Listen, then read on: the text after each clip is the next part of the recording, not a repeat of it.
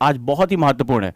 सबसे पहले स्वागत है आप सभी का एनसीईआरटी आंदोलन में। ठीक है, आंदोलन आंदोलन का मतलब होता है मूवमेंट। मूवमेंट का मतलब होता है जब मास को लेकर चलते हैं और हम किसी बहुत बड़ी धारणा को बदलना चाहते हैं। जैसे डांडी का, अगर गांधी के डांडी मार्च की बात करें तो अंग्रेजों की इस धारणा को कि वो नमक के ऊपर कर लगाते हैं या भारतीयों को छोटी छोटी चीजों पर दबा सकते हैं, वो उसकी बात का एक सांकेतिक विरोध था। तो आंदोलन का मतलब होता है कि जब इस प्रथा को, यानी कि इंफॉर्मेशन से निकलकर नॉलेज की तरफ बनाने की बात कर रहे हैं, जब हम अपना टाइम सेव करते हुए एक बहुत बड़े डर का सामना करने जा रहे हैं। पहले यह लगता था कि भाई अंग्रेज जो है बहुत ताकतवर हैं, ये हमें दबन कर देंगे, लेकिन एक आता है व्यक्ति लाठी लेकर दुबला पतला और भारत में वो एक मूवमेंट को खड़ा कर देता है, भारत में एक आंदोलन को खड़ा कर देता है। तो यहां इसका मतलब है ये केवल गांधी का चमत्कार नहीं था, ये गांधी ने जो सोचा वो जनमानस तक पहुंचा दिया कि भाई मैं ये सोच रहा हूं, आजादी ये होती है, आप ब्रिटिश आपके दुश्मन हैं, लेकिन हमको इस तरह से आजादी लेनी, हमें आजादी लेने के साथ साथ हमें अपने राष्ट्र का निर्माण भी करना है, हमें अपनी कंट्री का जो है वो क्या करना है, एक स्ट्रक्चर भी क्रिएट करना है, और साथ ही साथ हमें अपनी आर्थिक गतिविधियों को भी बनाए रखना है, हमें आत्मनिर्भर भी होना है। तो बहुत सी चीजों को गांधी ने जो है वो एक पिरोया और लोगों ने उस बात को समझा। लोग जब जाकर खड़े हुए तब गांधी के पीछे असली ताकत आई, यानी जन की भागीदारी। तो आंदोलन शब्द मैंने इसलिए इसका नाम रखा, बहुत लोगों ने सोचा इसका नाम एनसीईआरटी आंदोलन क्यों रखा।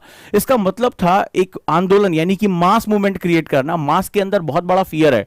स्टूडेंट मैंने देखा है, खासतौर पे हिंदी मीडियम से मैं स्पेशली कहूंगा, वो साल डेढ़ साल का समय, ये प्रैक्टिकली मैं बता रहा हूं, बच्चों से मिला हूं, बात कर रहा हूं, कई स्टूडेंट बड़े अभिमान में मेरे सामने इस तरह बोल पे गए, साल डेढ़ साल का समय सिर्फ वो एनसीईआरटी पढ़ने में निकाल देते हैं। और यही जो डेढ़ साल होते हैं वो इनकी एनर्जी का सबसे पीक पॉइंट होता है। इसके बाद वो एनर्जी कभी वापस नहीं आती। जिस दिन आप घर से निकलकर मुखर्जी नगर या करोल बाग में पहुंचते हैं या जो आप तैयारी करना शुरू करते हैं, वो साल डेढ़ साल, आप मुझे एक्सपीरियंस से बताइएगा, जो बच्चे मेरे साथ मई में या इससे पहले जुड़े थे वो मुझे बताएं कि जब उन्होंने तैयारी शुरू की तो उस समय उनका पीक और आज के पीक में उनके बहुत डिफरेंसेस आ रहा होगा। उस समय आपका एंथुसियाज्म, आपकी क्रिएटिविटी, आपका पीक बहुत हाई पे जा रहा होगा। जैसे जैसे ये समय आगे बढ़ेगा और एक आध फेलियर अगर कहीं आपको मिल गया तो आपकी एनर्जी सडनली बहुत डाउन होती है। ये ह्यूमन नेचर होता है। तो यहां आंदोलन शब्द का मतलब है कि मैं आपका एक बहुत बड़ा जो टाइम बर्बाद हो रहा है उसको मैं बचाऊं।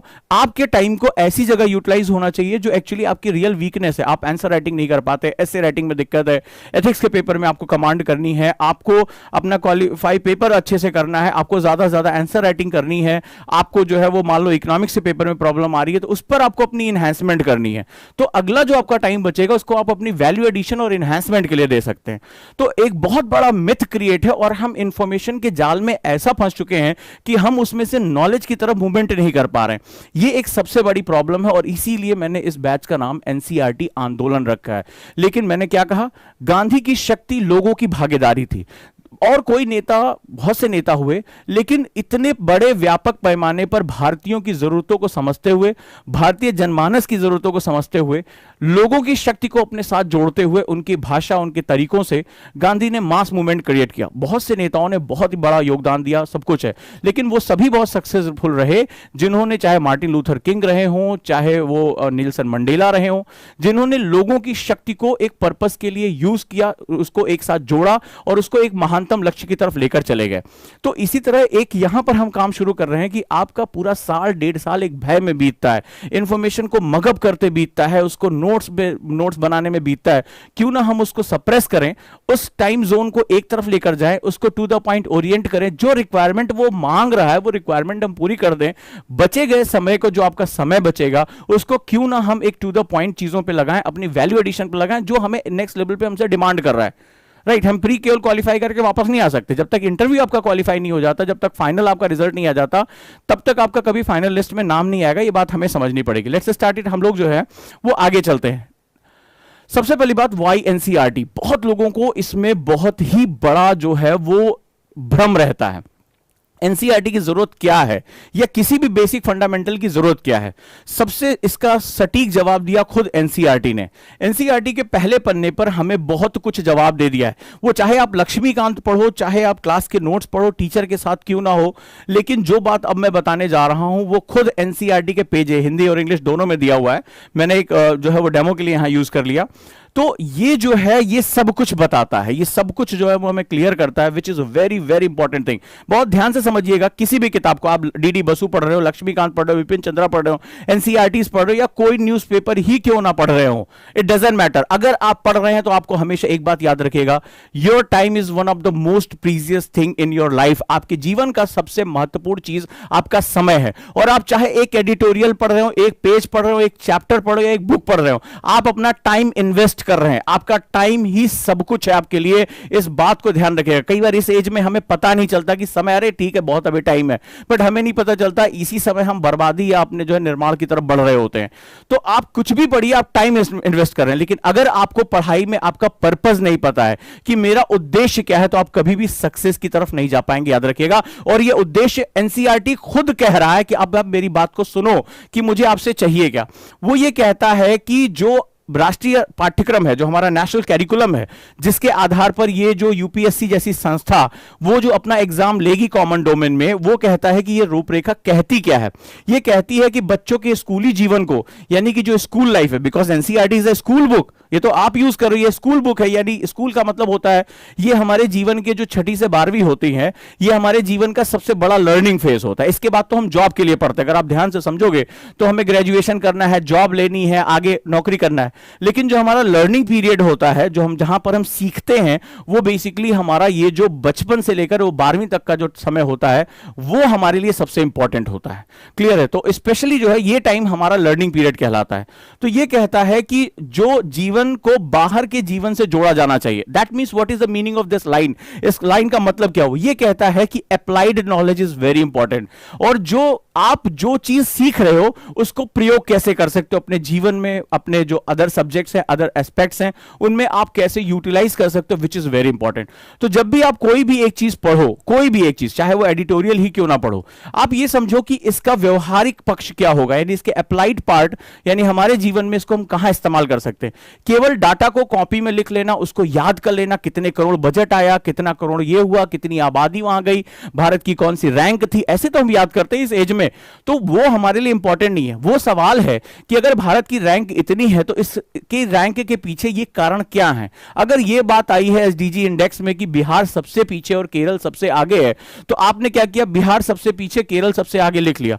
बट यहां पर वो कहता है try to find out the analysis. अगर कोई चीज हो रही है, अभी सिखाने जा रहा हूं, अगर कोई चीज हो रही है तो बिना कारण के वो चीज कभी हो ही नहीं सकती। विदाउट रीजन इस यूनिवर्स में कुछ भी हैपन नहीं होता, जादू नहीं है। यहां हर चीज के पीछे एक लॉजिक या एक साइंस काम कर रहा होता है। अगर बिहार के पीछे पिछड़ापन है तो क्या उन कारणों को आप आइडेंटिफाई कर सकते हैं? या केरल जैसा एक छोटा राज्य अगर इतना अग्रणी है एसडीजी में, तो ऐसे कौन से कारण मौजूद हैं जिसको रिप्लिकेट करते हुए अन्य राज्य भी वही प्रगति पथ को प्राप्त कर सकते हैं? क्या वो उस राज्य की प्रशासनिक व्यवस्था है? ध्यान से मेरी बात को सुनना।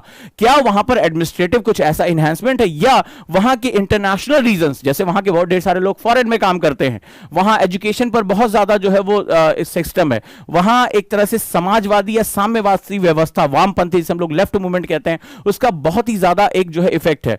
तो क्या इसकी वजह से जो लेफ्ट है वो एक आइडियोलॉजी, जिसे पॉलिटिकल आइडियोलॉजी कहते हैं, वो क्या वहां बहुत अच्छा काम कर रही है, या कोस्टल एरिया होने की वजह से वो उसको एक बहुत ज्यादा इनहैंसमेंट मिला हुआ है, या वहां की जो एग्रीकल्चर है उसमें नकदी फसलों का बहुत ज्यादा दबाव है। मतलब देखा जाए तो चाहे वो मसाले, इसकी वजह से तो वास्को डिगामा आया था, वो काली मिर्च खोजने, मसाले खोजने, जिनकी वर्ल्ड मार्केट में बहुत ज्यादा दाम है। तो उत्तर प्रदेश का किसान गेहूं बेचता है तो उसको उतनी मेहनत करने पर उतना पैसा नहीं मिलता जितना वहां के किसानों को, अगर फार्मर की बात करें, वो जो मसाले उगाते हैं, जो कि वहां की जलवायु का देन है, वहां की ज्योग्राफी का जो है देन है। बड़े ध्यान से सुनना, अभी ऊपर ऊपर से जा रहा होगा लेकिन आपको इसमें बड़ा मजा आएगा थोड़ी देर बाद।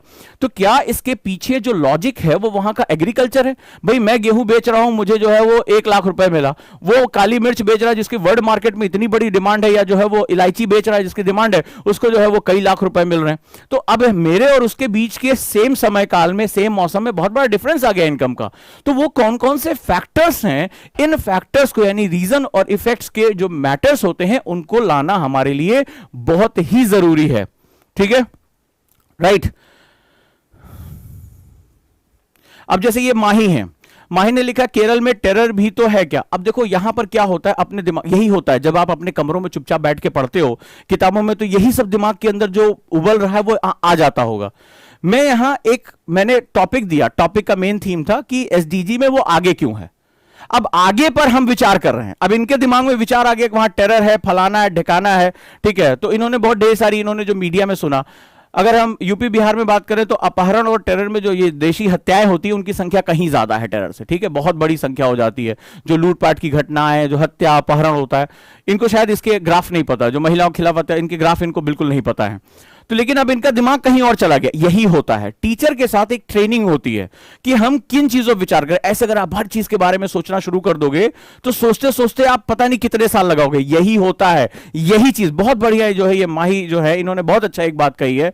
इन्होंने एक एग्जाम्पल दिया है कि जब हम एक सही डायरेक्शन में अगर नहीं हम सोच रहे होते हैं तो हमारा दिमाग भ्रमित होता है, फिर हम ढेर सारी चीजें वहां पे कैच करना शुरू कर देते हैं। और आपके दिमाग की लिमिट है, क्योंकि आपका समय लिमिटेड है। सबसे इंपॉर्टेंट, आपका टाइम लिमिटेड है। एग्जाम निकल जाएगा, फिर आप पहुंचोगे, अच्छा ये अब मैं पूरा कर रहा हूं, कोई मतलब नहीं है। और याद रखिएगा, दुनिया प्रयास नहीं परिणाम देखती है। दुनिया प्रयास नहीं परिणाम देखती है। आपका परिणाम फाइनल लिस्ट में आपका नाम है, एवरीथिंग इज फाइन। तुमने देखा है कि घोड़ा जब दौड़ता है किसी रेस में, रग्बी की रेस में, जॉकी के, तो उसके दोनों तरफ आपने देखा होगा, आंख के दोनों तरफ पट्टी बांध दी जाती है। आपने देखा होगा काले रंग की पट्टी बांध दी जाती है। या जो तेज घोड़े दौड़ते हैं, जैसे आपने कभी भी जो जॉकी की रेस या जो है जो रेस आप देख रहे होंगे घोड़ों की रेस, उसमें आपने नोटिस किया होगा कि दोनों तरफ उसके ऐसे पट्टी लगी होती है। तुमने सोचा कि घोड़े की पट्टी से क्या फर्क पड़ने वाला, आंख के आसपास पट्टी क्यों बांधी जाती है जबकि सामान्य घोड़े में नहीं बांधी जाती है? एक्चुअली में क्या होता है, जब ये जॉकी जो होता है, जहां उसको रेस तेजी से घोड़े को उसकी पूरी पावर को कॉन्सेंट्रेट करके इस्तेमाल करना होता है, तो वो क्या काम करता है, ये मेरी बात को ध्यान से सुनना, मेरा अगर मैसेज आप तक पहुंच जाए तो आपको आपके जीवन का दर्शन मिल जाएगा, आपको लाइफ की फिलॉसफी मिल जाएगी। तो जब जॉकी जो है घोड़े को दौड़ाता है, उसमें जो पूरी चारों रेस जीतनी होती है, हजारों लाखों दांव पे लगा होता है, तो वो क्या होता है, वो घोड़े को दोनों तरफ आंखों के आसपास पट्टी पहना देता है। उससे क्या होता है, जो हॉर्स की पावर होती है वो कंसंट्रेट हो जाती है। वो सिर्फ अपने पाथ को देखता है, वो जो लाइन होती है जिसके बीच में उसको दौड़ना है, वो पूरी शक्ति, घोड़े की शक्ति पे कोई फर्क नहीं पड़ा है, बस घोड़े का पर्पस बदल गया।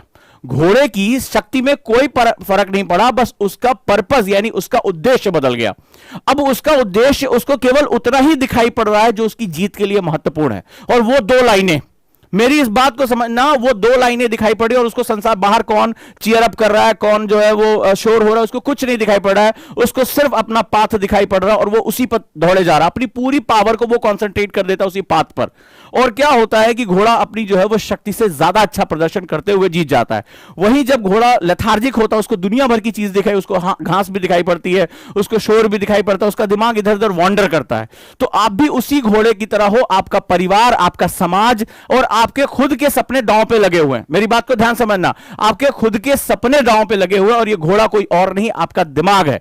अब आपको ये सोचना है कि मुझे अपने दिमाग को अपने जो लक्ष्य है उस पर कंसंट्रेट करके रखना या दुनिया भर की चीजों पर मुझे अपना दिमाग लगाना है, और आप ही जो है तय करोगे कि आप कहां तक पहुंचोगे। जब आप हर तरफ वॉन्डर करोगे तो आप कभी भी अपने लक्ष्य पर नहीं पहुंच पाते हो। और आपका दिमाग अगर अपने पर्पस, अपने उद्देश्य पर फोकस होता है तो आपकी शक्ति कई गुना बढ़ जाती है। इसी को कई लोगों ने फोकस, डी फोकस, लक्ष्य, ब्रायन ट्रेसी, इन सब दुनिया भर के मोटिवेशन ने इसी पर किताब लिखी है कि आपको अपनी मानसिक शक्तियों को अपने जो है लक्ष्य पर फोकस कर देना है। अंतर आपको पता चल चुका होगा अब आज से। इसलिए एनसीईआरटी में बहुत इंपॉर्टेंट है, क्योंकि मैं एनसीईआरटी को स्कूल की क्लास के लिए नहीं पढ़ाने जा रहा हूं। बहुत इंपॉर्टेंट है, आपके साथ मेरा एक वैचारिक संघर्ष होगा।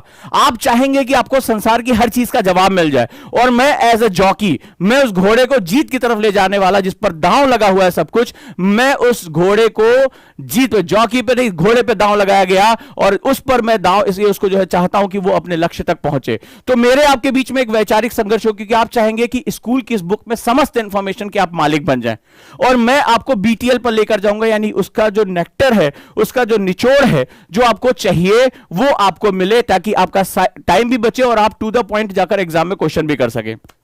अब यहां पर क्या होगा, आपका दिमाग अगर वॉन्डर कर रहा है तो आप मेरे साथ एक वैचारिक संघर्ष में आ जाएंगे। सर ये छूट रहा है, वो इंपॉर्टेंट है, सर वो भी तो जानना था, सर यहां पर ये हो रहा, ब्रह्मांड के उस कोने पे क्या है।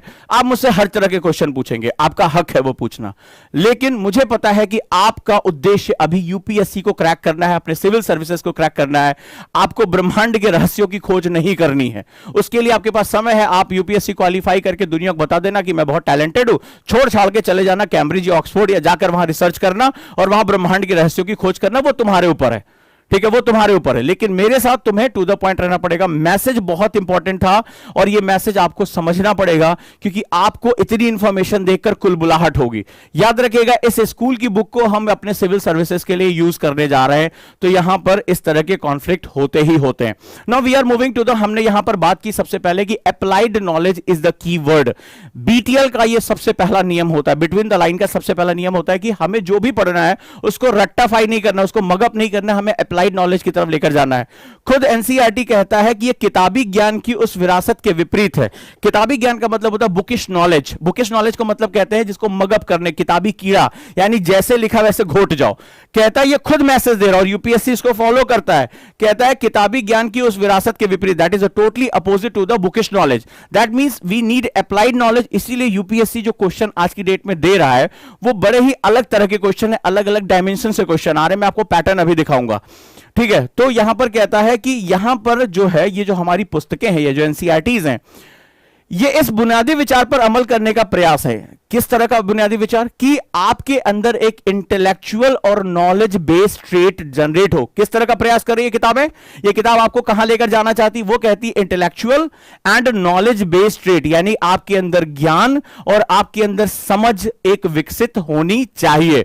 और यूपीएससी जो प्रश्न देता है वो बेसिकली आपके समझ का एग्जाम होता है, और मैं अभी आपको प्रूव करूंगा कि वो कैसे अलग अलग टुकड़ों को जोड़कर प्रश्न बनाता है। और अगर आप इस ट्रेट को नहीं समझ पाते हो तो ये जो किताबें हैं ना एनसीईआरटी की, ये आपके लिए बोझ बनती चली जाएगी, और कभी भी यही होगा एक दिन की काश मैं कभी एनसीईआरटी खत्म कर पाता। लेट्स स्टार्ट इट, आगे चलते हैं हम लोग। एनसीईआरटी आपसे चाहता क्या? Why NCERT? मैंने पहले बताया था ये कॉमन डोमेन एग्जामिनेशन है, तो एनसीईआरटी आपको बहुत ज्यादा हेल्प करता है इस केस में। चलिए, अगर हम बात करें what is the meaning of, जो इन्होंने एक समझ वर्ड यूज किया था, इसका मतलब क्या होता है? अब जो मैं आपको 5-6 ट्रेड्स बनाने जा रहा हूं वो बहुत इंपॉर्टेंट है सभी किताबों को पढ़ने के लिए। ये सबसे पहला कहता है डेवलप अंडरस्टैंडिंग।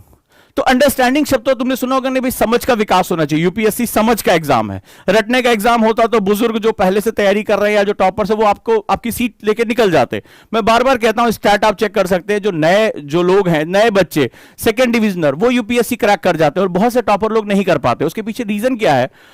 कुछ लोगों के अंदर समझ विकसित करने की प्रक्रिया हो। भले चाहे उनका एकेडमिक्स बहुत अच्छा ना हो, वो बहुत गोल्ड मेडलिस्ट ना रहे हो, टॉपर ना रहे हो, लेकिन उनके पास अंडरस्टैंडिंग बड़ी अच्छी होती है। व्यवहारिक नॉलेज तुमने देखा उनके पास बहुत अच्छा होता है।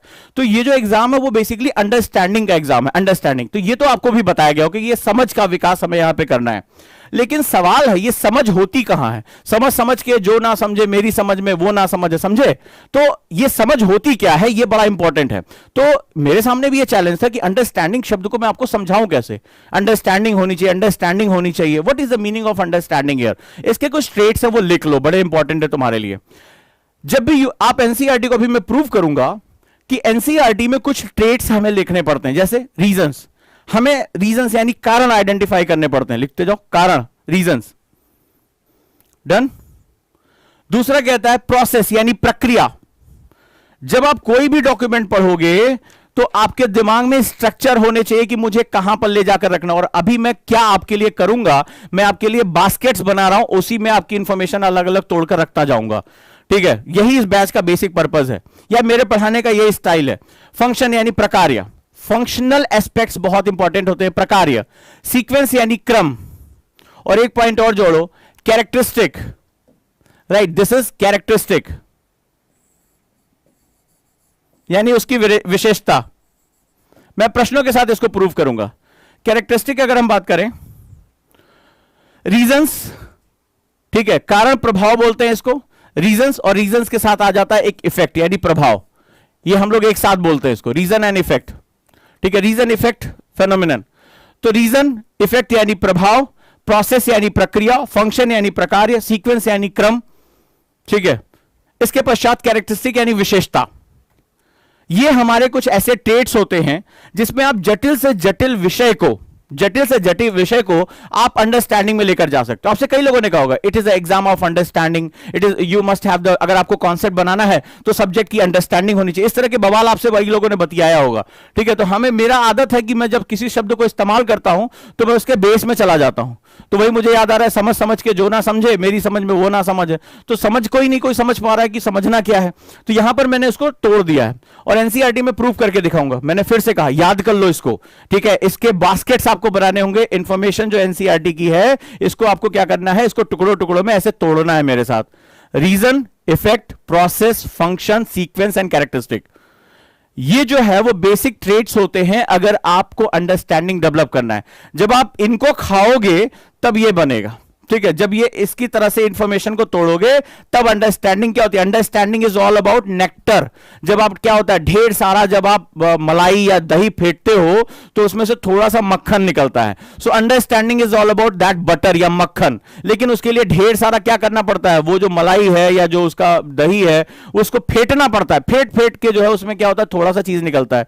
तो ये उसके जो है वो सीक्वेंस, जो आपके ऑर्गन्स है वो इसके साथ है, इसमें से आप क्या करोगे, इंफॉर्मेशन निकालोगे। दिस इज वेरी, इसी को हम लोग कॉन्सेप्ट कहते हैं। कॉन्सेप्ट बिल्डिंग प्रोसेस यहां से तैयार होता है। तो एनसीईआरटी इसमें बहुत हेल्पफुल करती है, राइट। अगला, do not mug up the NCERT. सबसे बड़ी गलती आप करते हो, आप एनसीईआरटी खरीद भी लाए होगे नई वाली, या हो सकता है पुरानी वाली भी। तो वहां पर क्या होता है कि आप एनसीईआरटी को मगअप करते हो लाइन बाय लाइन। ये देखो ना एनसीईआरटी ऐसे जो है मगअप करते हो, हाँ चलो अंडरलाइन करते हो, इसके नोट्स बनाते हो, फिर कॉपी में भी ऐसे ऐसे लिखते हो। ये सबसे बड़ा गलत काम है, क्योंकि इसमें आपको सबसे बड़ा नुकसान होगा, आपका टाइम खत्म हो जाएगा, टाइम फिनिश कर देगा। एनसीईआरटी जो सिविल सर्विसेज के लिए, मैं स्कूल की बात नहीं, ये स्कूल के लिए बहुत अच्छा है। आप लाइन बाय लाइन पढ़ो, पीछे छोटे छोटे क्वेश्चन दिए होते हैं बच्चों वाले। क्या आपने देखा है, अब देखो जैसे 6th क्लास की एनसीईआरटीज है, तो 6th क्लास की एनसीईआरटी पढ़ोगे तो when you see in the, जब आप आकाश की तरफ ऊपर देखते हो तो आपको आकाश चमकता हुआ दिखाई पड़ता है। तुम सिविल सर्विसेज देने जा रहे हो, ठीक है। तुम्हें ये नहीं सोचना अच्छा आकाश में वो जो तुम 6th क्लास में जब तुम थे तुम्हें नहीं पता था कि ये जो है स्टार्स के पैटर्न क्या होते हैं, ये जो है ऊपर जब देख रहे हो तो वहां सेलेस्टियल बॉडीज भी दिखाई पड़ती। 6th क्लास में तुम्हें इससे लेना, तुम्हें नहीं पता था जब तुम 6ठी क्लास में थे। लेकिन आज तुम जो है वो 12th कर चुके हो, आज तुम ग्रेजुएशन में हो, आज तुम्हें सिविल सर्विसेज का एग्जाम देना, कल तुम प्रशासनिक अधिकारी बनने जा रहे हो। आज तुम्हें ऊपर की तरफ मैं कहूं, पहली क्लास है 6th क्लास की एनसीईआरटी का चैप्टर नंबर 1 कहां से शुरू होता है, when you see in the sky. जब आप आकाश की तरफ देखते हो, you see the lot of glittering stars, जो है आपको जो है चमकते हुए तारे दिखाई पड़ते हैं। तो आज आपको वो अपना टाइम नहीं लगाना है, आज आपको करना क्या है, ध्यान रखना। जो भी हो, चाहे साथ मेरे पढ़ो या ना पढ़ो, जहां भी रहो, मैं तुम्हें सक्सेस होते हुए देखना चाहता हूं। BTL, between the lines, right? Between the lines is a most important requirement for NCERTs. वो मेरी पूरी एक चैप्टर मेरे आधे पेज में आ जाए, BTL मुझे सिर्फ निकालना सीखना है, BTL ही मेरा सब कुछ है। Next move on. अब ये शब्द आपने मेरे मुंह से बहुत सुना होगा, ठीक है। तो अब मैं आपको सिखाने जा रहा हूं BTL क्या होता है, ताकि आप भी अगर मेरे साथ मेहनत करें तो आपको पता होना चाहिए आपका ओरिएंटेशन क्या है। नेक्स्ट स्टार्टेड, कोई भी चीज मैं इसमें छोड़ूंगा नहीं, राइट। BTL पे पहुंचने से पहले मैं आपको बताता हूं कि एनसीईआरटीज का इंपॉर्टेंस क्या है यूपीएससी के लिए। आपके दिमाग में क्वेश्चन तो चल रहा होगा कि एनसीईआरटी अगर पढ़ भी लूं तो मुझे कितना फायदा होगा और कितना नहीं होगा। एवरेज जो इंपॉर्टेंस ऑफ एनसीईआरटी की बात करें, एनसीईआरटी के महत्व को लेकर, तो नियरली 30 to 40% जो पेपर होता है प्रीलिम्स में वो एनसीईआरटी से आता है, ठीक है। जो 30 to 40% पेपर जो होता है वो एनसीईआरटी से आता है। इसका मतलब एनसीईआरटी डेस्टिनेशन नहीं है, एनसीईआरटी बिगिनिंग है, शुरुआत करने के लिए बहुत अच्छा। लेकिन ये कई बच्चों ने, कल 2 बच्चों का मैसेज आया कि सर एनसीईआरटी के बाद कुछ और तो पढ़ने की जरूरत तो नहीं पड़ेगी, आईएएस मेरा निकल जाएगा ना। तो ये बताना मेरा बहुत जरूरी था कि इस पूरी कहानी में 30 to 40% का ये वेटेज है। बट डायरेक्ट क्वेश्चन का वेटेज तो 30 to 40% है, ठीक है। कई बार ये 45% तक भी चला जाता है। लेकिन याद रखिएगा, अगर किसी जहाज को, अगर अमेरिका जाना है, एरोप्लेन को अमेरिका जाना है, ठीक है, और हवा में उसको 30,000 फीट की ऊंचाई से ऊपर जो है उड़ना है, घंटों उड़ना है उसको, बहुत पावरफुल बोइंग है। लेकिन बोइंग को उड़ने के लिए एक रनवे की जरूरत होती है। नोटिस किया है कि कोई भी जहाज जो कितनी भी ऊंचाई पर उड़े, वो जेट प्लेन हो जो जाकर बम्बार्डमेंट करेगा, ठीक है, दूसरे देश पर बम गिराएगा, हवा की जो है वो साउंड की वेव से भी तेज चलेगा, उसकी गति से भी। लेकिन आपने देखा होगा उसको उड़ने से पहले, टेक ऑफ करने से पहले रनवे पे दौड़ना पड़ता है। NCERT is all about runway. NCERT आपकी सक्सेस फ्लाइट को तय करता है, याद रखिएगा। यानी आप उड़े चाहे जितना, आप आईएएस बने, आईएफएस बने, आईपीएस बने, आप अपना जो है वो जोन प्राप्त करें, कोई और जोन में जाएं, ये that is a different thing. आपकी रैंक 10वीं हो, 5वीं हो, पहली हो, that is a different thing. But शुरुआत जो आपको करनी, जो आपका रनवे है, वो आपका एनसीईआरटी है। तो एनसीईआरटी के दम पे आपका जो जहाज, वो जब आपको पता है जब तक वो रनवे पे स्पीड नहीं पकड़ता तब तक वो टेक ऑफ नहीं कर सकता है, वो आगे नहीं जा पाएगा। So it is not only important कि 30 to 40% तो डायरेक्ट क्वेश्चन मुझे मिल रहा है, और आपको पता है 55 से 60% आपको क्वेश्चन करने होते हैं, प्री आपका क्वालिफाई हो जाएगा। उसमें अभी साइंस और करंट अफेयर्स ये सब तो मैं अभी बाद में बात करूंगा। लेकिन सबसे बड़ी बात है, it create sound base for the future understanding. आप लक्ष्मीकांत पे जाना चाहते हैं, आप बिपिन चंद्रा पढ़ना चाहते हैं, आप डीडी बसु अच्छा करना चाहते हैं, रमेश सिंह अच्छा पढ़ना चाहते हैं, आप जो है वो झाश्री माली पढ़ना चाहते हैं, ये लीजेंड बुक्स है जिनको रिसर्च बेस पे लिखा गया है, और इन किताबों को अंडरस्टैंड करने के लिए मेरे पास बेसिक नॉलेज होनी चाहिए। नहीं तो ये नहीं सोचकर ये इन्होंने लिखी है कि कोई छोटा बच्चा आज पहली बार पहुंच रहा है और पहली बार उसको प्राचीन इतिहास से उसका साक्षात्कार हो रहा है, नहीं है। सो अगर आपको टेक ऑफ करना है, अपने जहाज को ऊंचाइयों तक लेकर जाना, स्पीड पकड़नी है, तो आपको NCERT work as a runway, याद रहेगा। पर्पस बहुत इंपॉर्टेंट है, नहीं तो मेरे साथ आप एंथुजियाज्म नहीं बना पाओगे। मैंने देखा है ज्यादातर बच्चे बाद में मगब की तरफ चले जाते हैं, वो धीरे धीरे अंत में वो डाटा के साथ सेटल हो जाते हैं, बोले हाँ यही मेरे भाग्य में है, मुझे जाना है। मैं नहीं चाहता कि आप किसी पॉइंट पर सेटल हो, ठीक है। तो आपको क्या करना है, हमेशा आपको अपना पर्पस पता होना चाहिए, और यही मेरे पढ़ाने का स्टाइल भी है। क्या है इस लेक्चर में, अब मैं आता हूं टू द पॉइंट, इसको रैप अप करते हैं। कई लोगों ने पूछा कि आपका लेक्चर प्लान क्या होगा। तो पूरा जो बेस चलेगा वो LWMI नोट्स चलेगा, that is a very innovative, this is a less word more information. LWMI notes मेरा बेस है, सभी लोग जानते हैं कि मैं इसके अपने नोट्स अपने हाथ से बनाता हूं, दिस इज ये मेरे हाथ से मेरी राइटिंग में बने नोट्स हैं। इसमें सबसे खास बात होती है, ये बहुत साइंटिफिकली बनाए जाते हैं, हुकिंग बेस्ड बनाए जाते हैं, और इनमें एक फ्लो होता है। दूसरा है BTL, टू डेवलप अंडरस्टैंडिंग, यानी बिटवीन द लाइन मेरा पूरा कॉन्सेप्ट चलेगा। हो सकता है मैं पूरे चैप्टर में सिर्फ आपको 7 पॉइंट पढ़ाऊं, लेकिन वही 7 पॉइंट ही सबसे इंपॉर्टेंट है। नेक्स्ट वन, अपने टाइम को आपको सेव करना है मेरे साथ, और इसके बाद रेगुलर टेस्ट और answer writing, that is a part of this segments. अब लेक्चर प्लान भी सुन लो, कैसे पढ़ना है ये भी आपको ही अगर अपना तैयार करना तो आप कैसे तैयार करेंगे। सबसे पहले geography, that is consume 40% time, economy 10% time, ठीक है, जो भी हमारे लेक्चर प्लान होंगे। History 30% and polity 20%। अब दिमाग में क्वेश्चन आ रहा होगा कि ज्योग्राफी क्यों, ठीक है, तो ये भी आप समझ लो कि ज्योग्राफी और इकोनॉमी को हम लोग डायनेमिक सब्जेक्ट के अंतर्गत गिनते हैं। यूपीएससी में 2 तरह की कैटेगरी है, कि स्टैटिक सब्जेक्ट और एक डायनेमिक सब्जेक्ट। डायनेमिक सब्जेक्ट में हमेशा परिवर्तन होते रहते हैं, तो ये क्या है, हमेशा ये करंट बेस्ड चलता रहता है, इसमें कुछ नई नई चीजें जुड़ती हैं। लेकिन जो ज्योग्राफी का सिलेबस है बहुत वियर्ड सिलेबस है। अगर आप लोगों ने इंटरनेट पे या टॉपर्स के कभी इंटरव्यू देखे होंगे तो आपने एक चीज देखी होगी, वो हमेशा एक चीज आपसे कहते हैं, और वो ये कहते हैं कि जो ज्योग्राफी एनसीईआरटीज हैं, अगर उसको आपने सही ढंग से कर लिया, उसको अंडरस्टैंडिंग कर ली, तो आपको किसी और किताब की आवश्यकता नहीं पड़ेगी। पॉलिटी के लिए हालांकि ये बात सही नहीं है, ये बात हिस्ट्री के लिए भी थोड़ी कम है, इकोनॉमिक्स के लिए तो बहुत कम है, लेकिन ये बात ज्योग्राफी के लिए एब्सोल्यूट है। बहुत ही विस्तृत वे में इसको जो लिखा गया, बहुत ही इंटरडिसिप्लिनरी अप्रोच के साथ लिखा गया है। और जो इकोनॉमी का बेस है वो ज्योग्राफी से निकल कर आता है। जैसे आप जब आर्थिक भूगोल पढ़ते हैं तो एग्रीकल्चर ज्योग्राफी जब आप पढ़ते हैं तो एग्रीकल्चर, शस्य प्रारूप, मेंस के टॉपिक हैं ये सारे, लैंड डिग्रेडेशन, लैंड कंजर्वेशन यानी भूमि संरक्षण, ये सारे टॉपिक आपके मेंस के जो हैं, सिंचाई, इरिगेशन, एनवायरमेंट, ये सारे टॉपिक आपके ज्योग्राफी के अपने आप कंप्लीट होते चले जाते हैं। इसीलिए ज्योग्राफी और इकोनॉमी, मैंने हमेशा कहा, ये दोनों इंटरलिंक्ड हैं, ठीक है। इसके बाद हमारा स्टैटिक सब्जेक्ट आता है, इसको हम लोग हिस्ट्री और पॉलिटी कहते हैं। तो इस वे में मैं चलूंगा। ज्यादातर टीचर हम लोग हिस्ट्री या पॉलिटी शुरू करते हैं, बच्चे को मजा आता है, वो कहानियां सुनता है। मैं चाहता हूं कि तकलीफ हम झेलें, तकलीफ झेलेंगे तो इसमें समय अगर ज्यादा भी लग गया तो हम उस समय को कंप्लीट कर पाएंगे, क्योंकि डायनेमिक पोर्शन को पकड़ना सबसे कठिन काम होता है। नेक्स्ट वन, तो चलते हैं, अब हम बात करते हैं व्हाट इज बीटीएल। रेडी हो सभी लोग? जी हां, इकोनॉमिक्स को समझना है तो ज्योग्राफी को समझना बहुत जरूरी है। अब आ जाते हैं हम लोग अब कि बेसिकली बीटीएल होता क्या है, और स्टूडेंट अगर बीटीएल के लिए जाता है तो उसको कठिनाई होती कहां है। चलिए बीटीएल की बात करें, how NCERT is helpful BTL के लिए। बीटीएल का पहली शर्त होनी चाहिए, द फर्स्ट कंडीशन, जो भी हमारे बच्चे प्री देने जा रहे हैं उनको मैंने रिवर्स स्टडी मेथड बताया था, प्री देने जा रहे हो तो आपके लिए यह पॉइंट सबसे इंपॉर्टेंट है। आपको यह समझना पड़ेगा कि यूपीएससी के पैटर्न्स होते हैं, यूपीएससी के जो क्वेश्चन होते हैं उनके पैटर्न होते हैं। जैसे 1976 से अब तक के क्वेश्चंस मुझे याद हैं, उस पर बार बार मैं उसको रिवाइज करता हूं, सालों से उसको पढ़ रहा हूं, उस पर डिस्कशन मैं करता हूं, उस पर जो है एक चार्ट बनाता हूं कि कहां से किस ग्राफ में क्वेश्चन आए। एक स्टूडेंट के लिए बहुत कठिन काम होता है।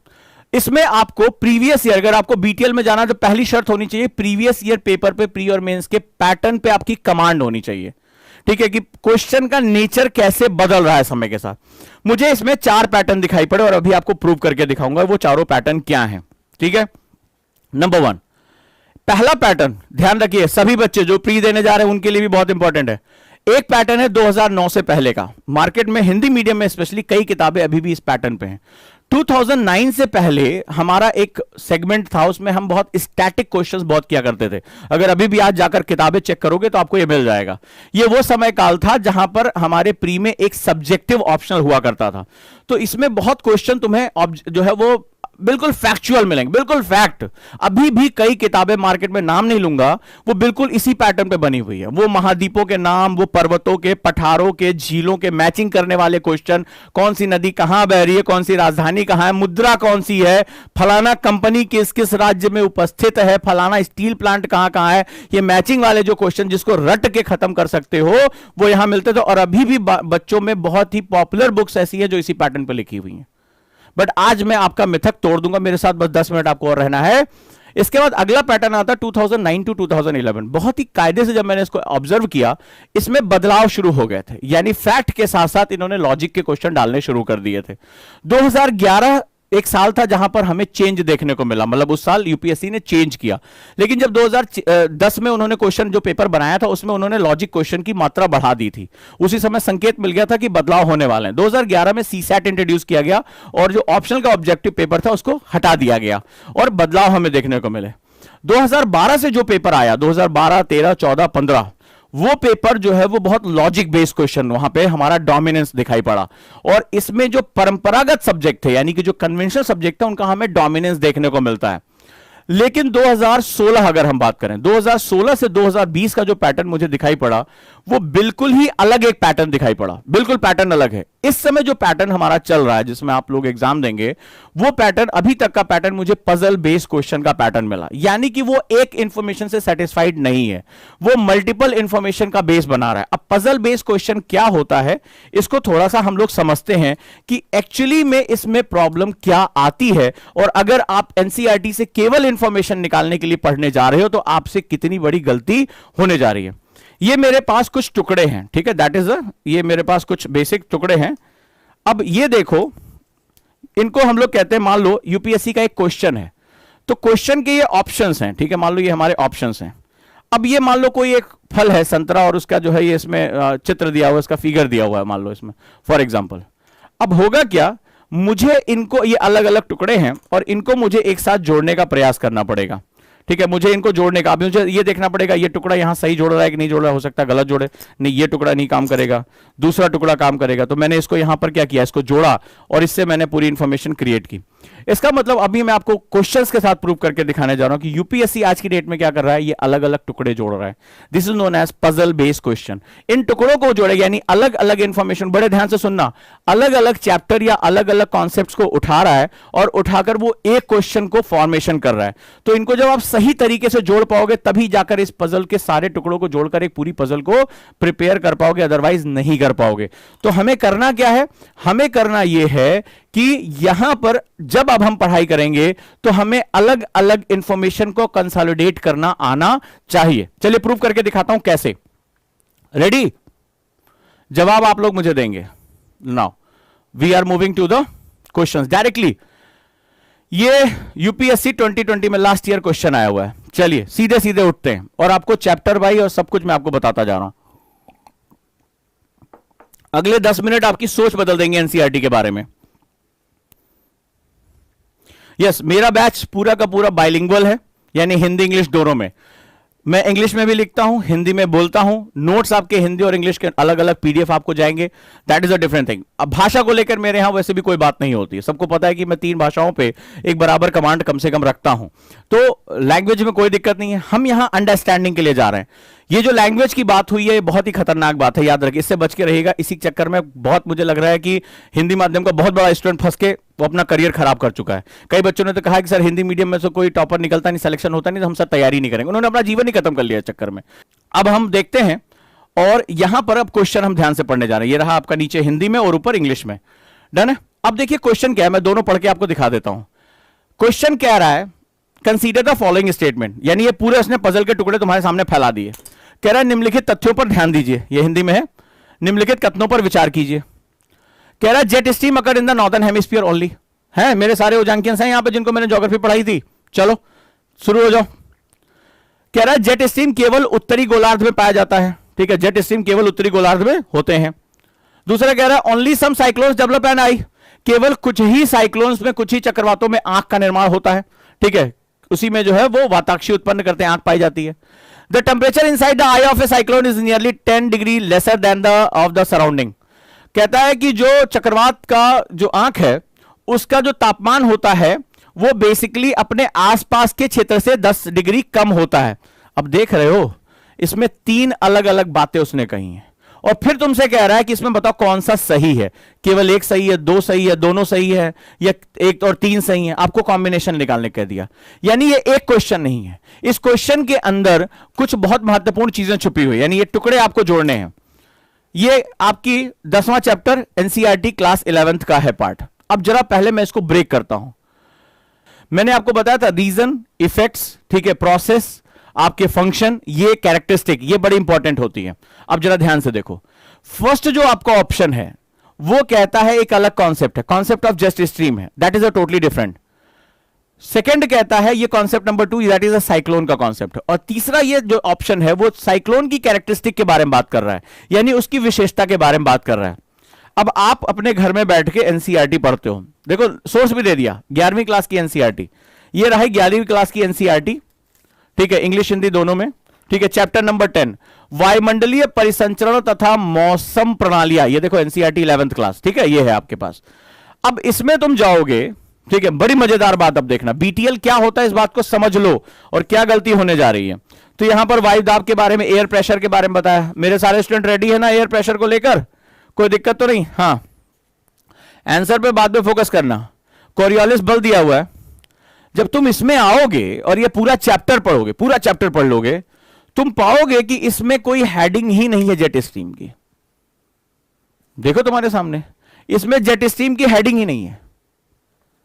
चक्रवात दिया हुआ है, देखो यही फोटो है, यहां से उठाया है, ये चक्रवात की आंख है, आई ऑफ द साइक्लोन, यही वाली फोटो तुम लोगों को क्लास में मैंने कराई थी।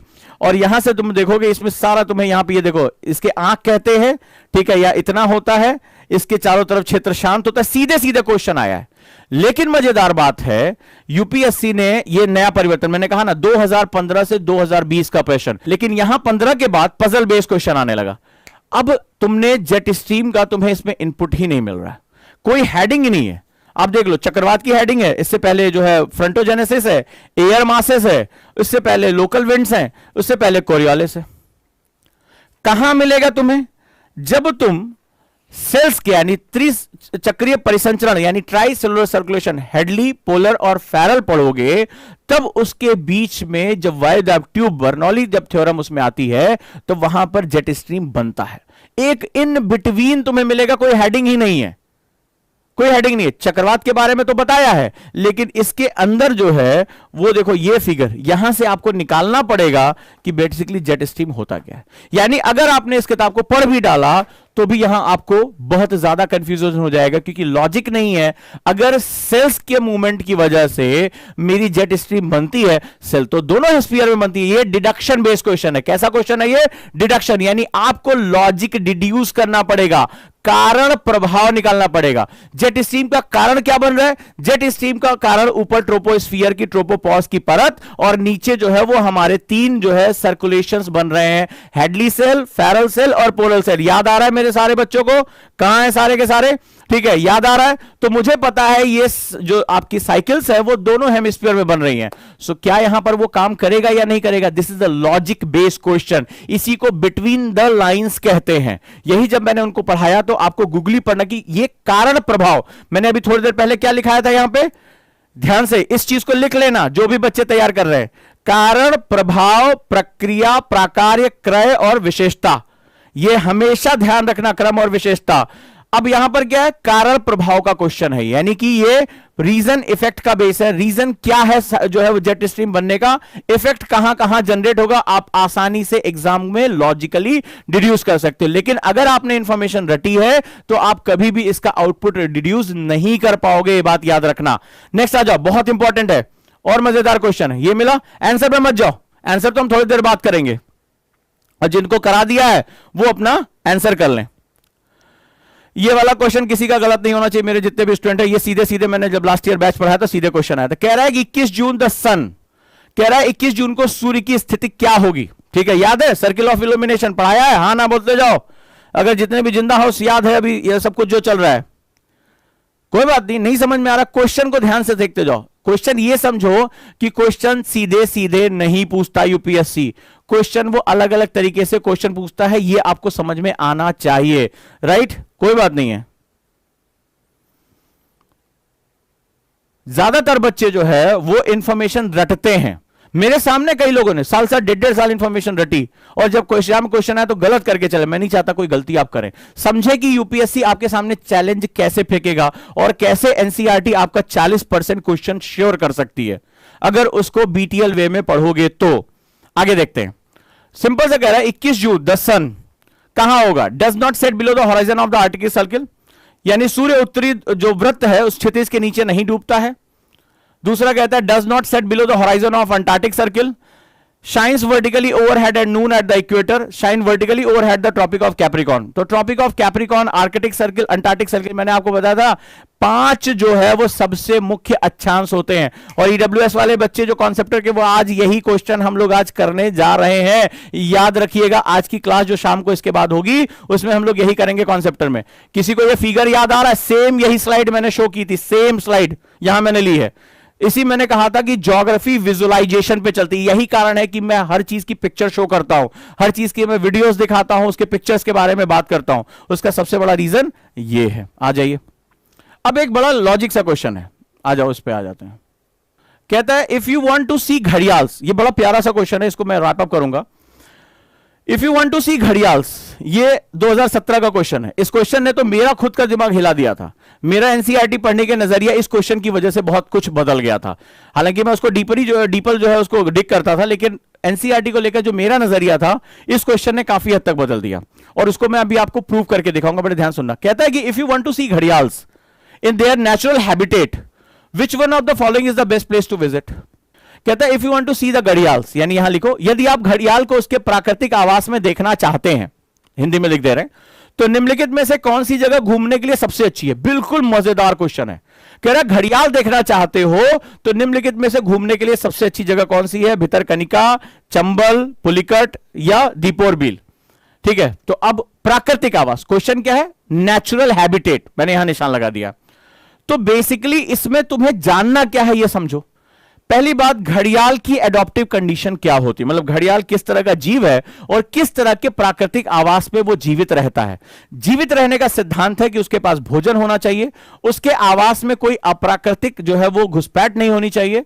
तीसरा, उसमें सबसे बड़ी कंडीशन है कि वो रिप्रोडक्शन के लिए, यानी कि उसके जो प्रजनन के लिए सबसे उपयुक्त जगह वहां पर उपलब्ध होनी चाहिए, तभी वो अपनी संख्या को बढ़ा पाएगा, तभी वो हमारे सामने विजिबल होगा। तो सबसे बड़ी बात है एडॉप्टिव कंडीशंस क्या क्या होनी चाहिए। नंबर 1 याद आ रहा है, मैंने पढ़ाया था आप लोगों को। दूसरा, मैंने आपको बताया था हैबिटेट, यानी आवास की कंडीशंस क्या क्या होती है।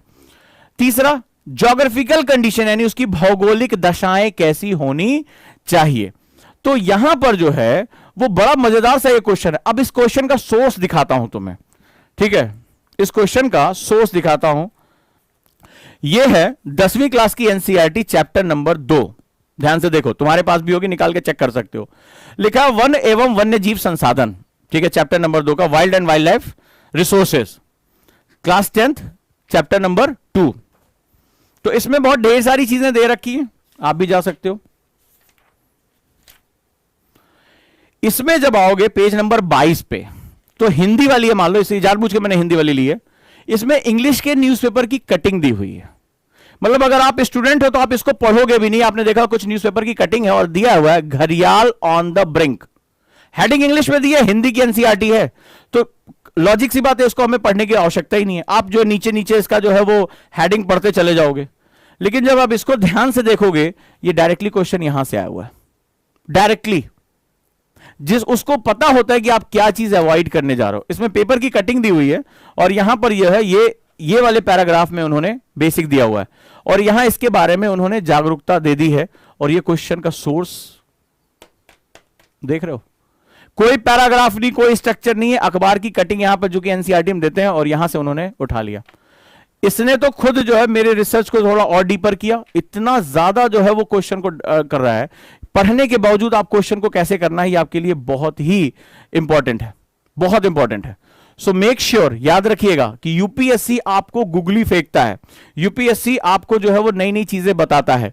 अब इसको पूरा कैसे करना है, याद रखें। सभी लोगों ने क्वेश्चन कर लिया।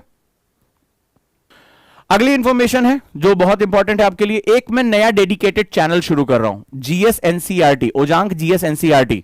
अभी के अभी आप उस चैनल पर जाकर इसको सब्सक्राइब कर सकते हैं, लिंक यहां पर दिया हुआ है, ओजांग जीएस एनसीईआरटी। क्या होगा मैं आपको बताता हूं कि उसके लिए क्यों। क्लास में हम पूरा क्रक्स पे बीटीएल पर हम बात करेंगे। मेरी कोशिश रहेगी उसमें ऑब्जेक्टिव क्वेश्चन कराना, आपके सब्जेक्टिव क्वेश्चन कराना, आपका जो है वो एक एनहांसमेंट, अंडरस्टैंडिंग डेवलप करना। ठीक है, लाइन बाय लाइन पढ़ने की बजाय हम कॉन्सेप्ट टू कॉन्सेप्ट के साथ जाएंगे। तो आज की क्लास का पर्पस क्या था, सबसे पहले इसकी इंपॉर्टेंस क्या है, गलती हमसे क्या होती पढ़ने में, यह ध्यान हमें रखना है। तीसरा सबसे महत्वपूर्ण सेगमेंट है कि हमें बेसिकली अपनी एनर्जी को चैनलाइज करना है, फोकस करना है। हमें लाइन बाय लाइन एनसीईआरटीज नहीं पढ़नी है, इतनी ज्यादा बल्कि एनसीईआरटीज आप भी बैठ के रिसर्च करो, बहुत टाइम जाएगा। टाइम सेव करना है, टाइम को कहीं और लगाना है, दैट इज वेरी इंपॉर्टेंट।